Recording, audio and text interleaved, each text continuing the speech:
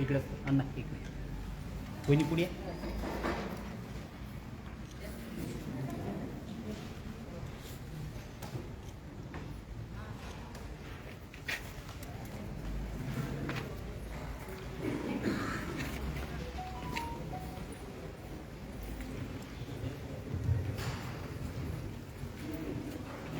Thank you so much for being with us.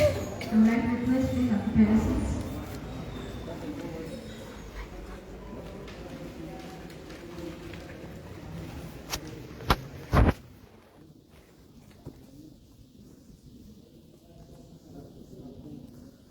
Now it's time to welcome our dignitaries by giving a sweet gesture.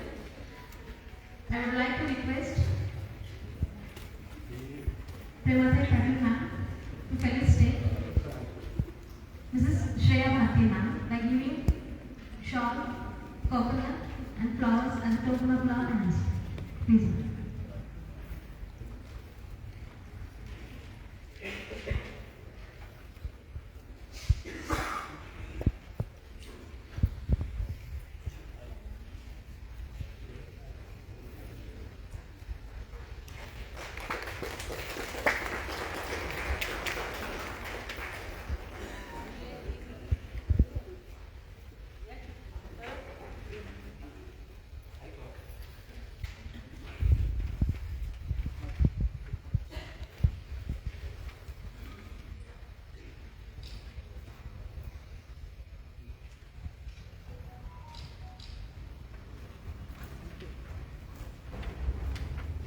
Thank you, ma'am. Now I would like to request Dr. Manjuha Patil ma'am to felicitate Sarika Panatlu Malhotra ma'am by giving shawl, coconut and bouquet as a token of love and respect.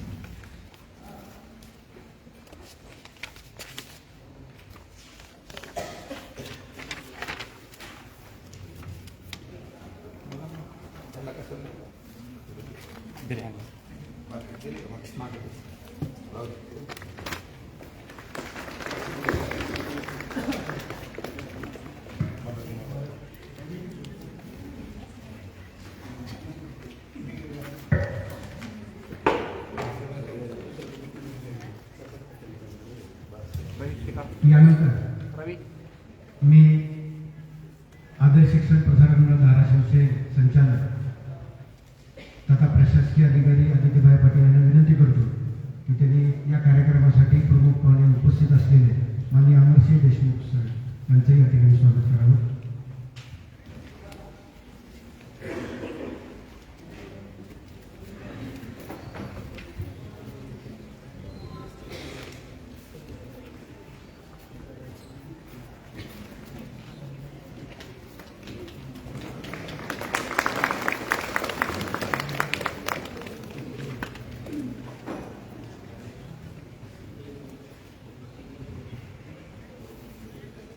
आज बुधवार दिनांक 27 December 2023 Swaraj foundation यांच्या वतीनं कर्मचारी बंधू भगिनी यांचं हार्दिक हार्दिक स्वागत.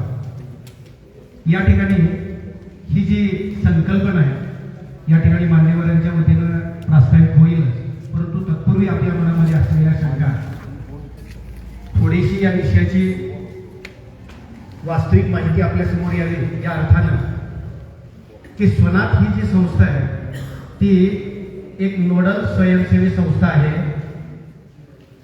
ज्यांना काळजी आणि संरक्षण या संदर्भात प्रत्येक मुलाला कुटुंब निरोगी आनंदी बालपण मिळण्याचा जो अधिकार आहे त्याच पद्धतीनं दत्तक न घेतलेल्या बाल संगोपन संस्था किंवा विशेष दत्तक एजन्सीमध्ये राहत असलेल्या मुलांचं पुनर्वसन करण्यावरही या संस्थेच्या माध्यमातून लक्ष केंद्रित करण्यात येते. आणि या संदर्भात एका वैदर्भी कवीनं जे म्हटलेलं आहे की या येऊ घातलेल्या नवीन शैक्षणिक धोरण असेल किंवा की बालक हा सर्व राष्ट्राचा एक आत्मा आहे, it is the pillar of the nation. या अर्थानं उद्याचा बालक सक्षम पद्धतीने घडला पाहिजे, या अर्थाने हे स्वयंसेवी संस्थेचं काम आहे. एका वैदर्भी कवीनं म्हटलंय बघा, उजेड थोडा तरी करूया उठा गड्यांनो जळू जरासे, उजेड थोडा तरी करूया उठा गड्यांनो जळू जरासे, थकून येतील ते भोकेले सुपातले या जळू जरासे. अवर्षणाने करून जाडे कुठून देतात आर्त आखा उरात घेऊन श्रावणाला सरी सरीने घडू जरासं. या संदर्भात ही जी वंचित असलेली मुलं आहेत, या वंचित असलेल्या मुलासाठी काम करणारी ही संस्था आणि या संदर्भात एक जनजागृती आपल्यामध्ये यावी. उद्याचा बालक या सर्व गोष्टीपासून जो वंचित आहे त्याला या शिक्षणाच्या प्रवाहात आणण्यासाठीची ही योजना आणि त्यासाठीचं हे अभियान. आणि यानंतर मी स्वना फाउंडेशनच्या विश्वस्त श्रीमती सारिका पनाळकर महोत्रा मॅडम यांना विनंती करतो की त्यांनी आजच्या कार्यक्रमाचा प्रास्ताविक करावा.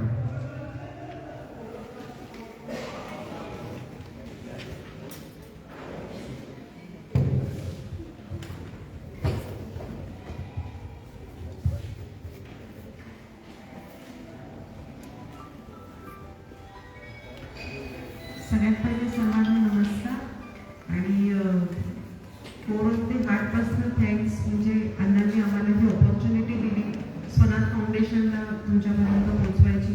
त्यामुळे मी के.टी. पाटील कॉलेज ऑफ नर्सिंगचे खूप धन्यवाद करते.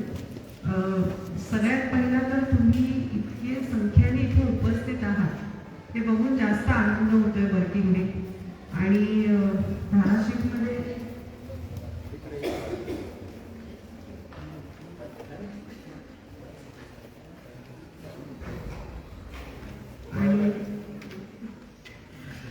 धाराशिवमध्ये हा पहिलाच कार्यक्रम होते स्वनाथचा. तर मला असं वाटतं की एकदा माझं नाव सारिका पनाळ. मला 18 वर्षानंतर बाहेर सोडू का असंच की आता तू तुझं बघ किंवा तू तुझी बघ, आता आम्हाला काही जमणार नाही. हे जमू शकतं का आपल्याला? मग हे त्या अनाथ मुलांना कसं जमेल? म्हणून आम्ही याच्यावर खूप विचार केला. तेव्हा आमच्या लक्षात आलं की जनरल मुलांचंही गरजेचं असतं. त्याच्यासाठी प्रतिपालक तत्व म्हणजे पोस्टर केअर पॉलिसी अस्तित्वात आली की जर आपल्याला जमत असेल तर आपण ह्या मुलांचा सांभाळ आपल्या घरी करू शकतो. कारण की अनाथ आश्रमांमध्ये त्यांना काही विशेष नाती कळत नाही. नवरा बायको काय, आई वडील काय, मामा काय, आजी काय, मावशी काय, हे समजलं पाहिजे का नाही नाती. तेव्हा जमतं ते पुढे ती संस्कृती आणणार. तर याचा प्रचार व्यवस्थित पद्धतीने भारतात झाला नाही. पण 200हून जास्त देशांमध्ये पोस्टर केअर पॉलिसी ही लागू आहे, ती व्यवस्थित पद्धतीने चालू आहे. मग भारतात का नाही? भारतात मूल अनाथ का आणि अनाथ आश्रम का हा प्रश्न जेव्हा आमच्या डोक्यात आला त्यावेळेस आम्ही ठरवलं की आम्ही स्वनाथ फाउंडेशनवर काम करायला सुरू करणार. आम्ही ह्या मुलांसाठी, कारण की यांचं तर कुणीच नाही, आम्ही आमच्या पद्धतीने प्रचार प्रसार करणार. आणि जर एखाद्या मुलाला एखादा आई वडील मिळाले तर त्यात वाईट काय? हे चांगलंच आहे ना. त्याच्यासाठी स्वनाथ फाउंडेशनची सुरुवात झाली. 2019 पासून हे फाउंडेशन व्यवस्थित पद्धतीने काम करते. सध्याच आमचा MOU पण झाला आहे महाराष्ट्र सरकारसोबत. 17हून जास्त राज्यांमध्ये आम्ही हा प्रचार केला आहे. हळूहळू आता बाकीचे राज्य पुढे येऊन आम्हाला साथ देतात आहेत. पण यावेळेस आमची ही इच्छा आहे की तुमच्यासारख्या सिटीने पण आमचा साथ द्यावा. ह्याच्यात कसं काय मदत करता येईल, पुढे जाऊन काय करता येईल, ह्याच्यात आम्हाला थोडंसं मार्गदर्शन करावं, मदत करावी आणि आपल्या इथल्या मुलांना कसं स्थिर करता येईल ह्याच्यावर आपणही चर्चा करू शकतो. आणि अण्णांना तर हीच रिक्वेस्ट आहे की त्यांनी जसा हा सपोर्टिव्ह हात आम्हाला इथं दिला आहे की आम्हाला याचा प्रचार इथं करता आला, तसं पुढे जाऊन पण या मुलांसाठी आपल्याला काय करता येईल ह्याच्यावर आपण नक्की विचार करू. आता मी स्वतःच श्रेया भामटे मॅडमला सांगते की ते आपल्याला आणखी डिटेलिंगमध्ये सांगतील की स्वनाथ एक्झॅक्टली काय आहे. धन्यवाद.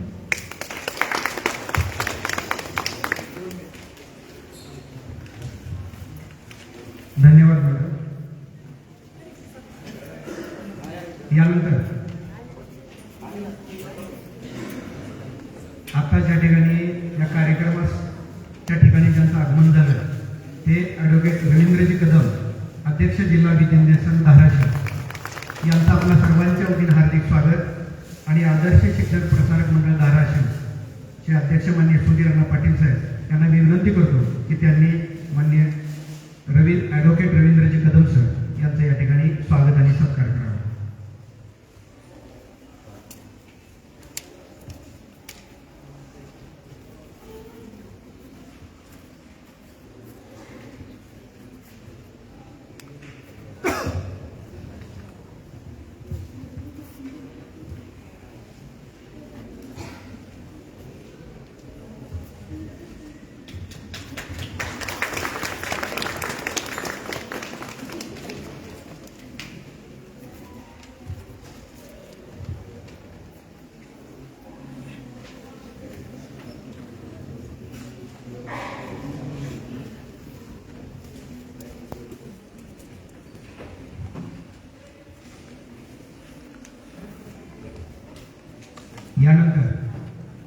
आदर्श शिक्षण प्रसारक मंडळ धाराशिवचे अध्यक्ष माननीय सूर्यदादा पाटील सर यांना विनंती की या कार्यक्रमाच्या संदर्भात आपण आपलं मनोगत व्यक्त करावं. परंतु बोलण्यापूर्वी आपल्या सर्वांना आणि मान्यवरांना अण्णांची ओळख या कामाच्या संदर्भात करून देणं, या संदर्भात गेले जवळजवळ 2005 पासून मान्य अण्णांच्या माध्यमातून शेतकरी आत्महत्याग्रस्त कुटुंबे जी आहेत त्यांची मुलं आमच्या आदर्श शिक्षण प्रसारक मंडळाच्या माध्यमातून जवळजवळ जर संख्या आपण मोजली तर किमान 1000च्या आसपास या ठिकाणी या अनाथ मुलांचं दत्तक पालकत्व घेऊन त्यांना या ठिकाणी स्वतःच्या पायावर उभं करण्यासाठी जे संस्थेची विविध शाखा आहेत, साधारणतः 1ली ते 10वी, त्यानंतर उच्च माध्यमिक विद्यालय आणि संस्थेची विविध जी युनिट्स आहेत यांची संपूर्ण पालन पोषणाची जबाबदारी अण्णांनी उचललेली आहे. आणि त्यापैकी काही प्रातिनिधिक स्वरूपात इथं विद्यार्थी आणि पालक सुद्धा इथे उपस्थित आहेत. अधिक न वेळ घेता मी अण्णांना विनंती करतो की या संदर्भात आपण आपलं मनोगत व्यक्त करू.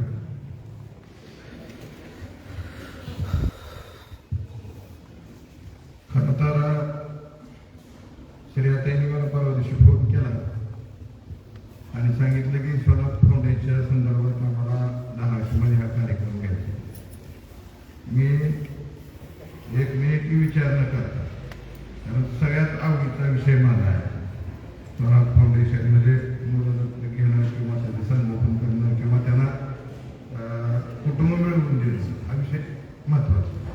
मी खरं तर मान्यवरांचं अत्यंत आभार मानतो की आमच्या धाराशिवपासून हा कार्यक्रम तुम्ही सुरू केला. सगळ्यातली मल्होत्राताई ह्या सगळ्या या मंचावर यांचं बऱ्याच वर्षापासून याच्यावर काम चालू आहे. आणि काम चालू आहे म्हणण्यापेक्षा की हे जर करायचं असेल तर अगोदर त्याचं प्लॅनिंग करायला पाहिजे. त्याला ह्याच्यामध्ये मूर्त स्वरूपात कसं आणलं पाहिजे या सगळ्या गोष्टीची तयारी अगोदर करावी लागते. तसं 2 वर्षापासून मी बऱ्याच वेळा त्यांच्यावर बोलत असताना त्यांच्या स्वनाथ फाउंडेशन फक्त ऐकत होतो. एक वेळेस गगनजी बरोबर माझी चर्चा झाली आणि नेमकं काय माहिती नाही, पण तू गगनबाबू चर्चा झाली किंवा स्वनाथ फाउंडेशन नेमकं काय, आणि त्यानं मला 1 तास ते समजून सांगितलं. तुम्हाला हा विषय फार महत्त्वाचा वाटतो आणि सगळ्यात महत्त्वाचं म्हणजे आपला धाराशिव जिल्हा हा दुष्काळी जिल्हा आहे आणि महाराष्ट्रामध्ये सगळ्यात जास्त आत्महत्या शेतकऱ्यांची आत्महत्या. शेतकरी म्हणजे तुला शेतकऱ्याने शेती करणारा शेतकरी नाही, त्या घरातला तो करता पुरुष होता, त्याच्याबद्दल कुटुंब अवलंबून होतं, अशा शेतकऱ्याने आत्महत्या केली. खरं तर या बाबतीत मला या ठिकाणी सांगणं गरजेचं आहे की पुरुष जेवढे सेन्सिटिव्ह असतात तेवढे स्त्रिया नसतात. तुम्ही बघा जेवढ्या आत्महत्या झाल्या म्हणजे काही स्त्रीची आत्महत्या म्हणजे ती इतकी सहनशील असते किंवा ती अशा वातावरण संघर्षातून काय झालेली असते, तिला आत्महत्या हा विषय कधी त्या टोकाला कधी जाऊ शकतो. आमच्याकडे आत्महत्या झाल्याशिवाय शेतकऱ्याच्या आणि पुरुष आत्महत्या. त्यामुळे पुन्हा त्या स्त्रियाला तो संसार सांभाळणं किंवा नवरा नसताना किंवा मुलांना वडील नसताना ती मुलाचं संगोपन करणं फार अवघड असतं. त्यामुळे या जिल्ह्यातल्या जवळजवळ 375 आत्महत्या ज्या कुटुंबाला मी स्वतः वैयक्तिक भेटलो, वैयक्तिक, आणि त्यावेळेस मला जी काय करता येत 50,000ची 25,000ची मदत आम्ही रोख स्वरूपात केली आणि 27.5 लाख रुपये आपण वाटप केले गेल्या 5-7 वर्षामध्ये. आणि त्याच्यावर फरक ज्या ज्या घरी भेटलो, आता तरी आज महिलांना त्याच्या घरी जाऊन भेटलो, त्यांना अगोदर सांगितले की तुमचे कितीही मुलं असले आणि कितीही मुली असले, आपण पहिलीपासून ते महाविद्यालयीनपर्यंत सगळं शिक्षणात त्यांना मोफत देतो. नुसतं शिक्षणच देत नाही, त्यांना कसलीही अडचण असेल, पुस्तक वही काय जे लागेल ते शाळेसाठी लागणार किंवा त्यासाठी लागणार हे आपण पहिल्यापासून मदत करतो. त्यामुळं हा जो विषय आहे तो सेम विषय आहे स्वराज फाउंडेशन. उलट त्याच्यामध्ये ह्याच्यात ॲडिशनल असं आहे की त्या मुलाला नुसती मदत करून चालणार नाही, त्या मुलाला आईवडिलासारखं प्रेम मिळालं पाहिजे, आईवडील मिळाले पाहिजेत, बहीण भाऊ मिळाले पाहिजेत आणि अशा कुटुंबात त्याला आपण कुठेतरी दत्तक दिलं पाहिजे.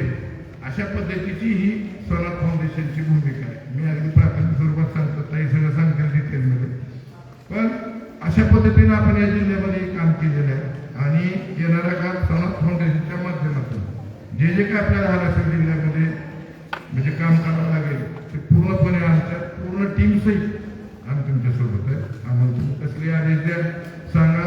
आणि खरं तर हा विषय सगळ्यांनी सिरियस घ्यायला हा विषय असेल.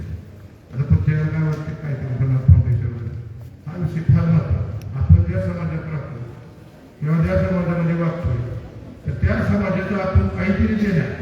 माझी फॅमिली, माझं कुटुंब, माझी मुलं हे तर कुणालाही करतात, कुणीही करते. अगदी जो रस्त्यावर मजुरी करते तो सुद्धा करते. परंतु आपण काहीतरी वेगळं आहे. आपण प्राध्यापक आहेत, शिक्षण क्षेत्रामध्ये काम करतोय, आपण समाजाशी निगडीत आहे. कारण एका शिक्षकाला 500,000 पाल्य दररोज भेटत असतात आणि तेवढी मुलं हजार मुलं तुम्ही घडवता. तर यासोबत ही सुद्धा आपली जबाबदारी आहे की या सोनार फाउंडेशनचं जे काम आहे ते काम आपण लोकांपर्यंत कसं पोचवायचं. प्रत्येक व्यक्तीला माहीत झालं पाहिजे की सोनार फाउंडेशन काय काम करते.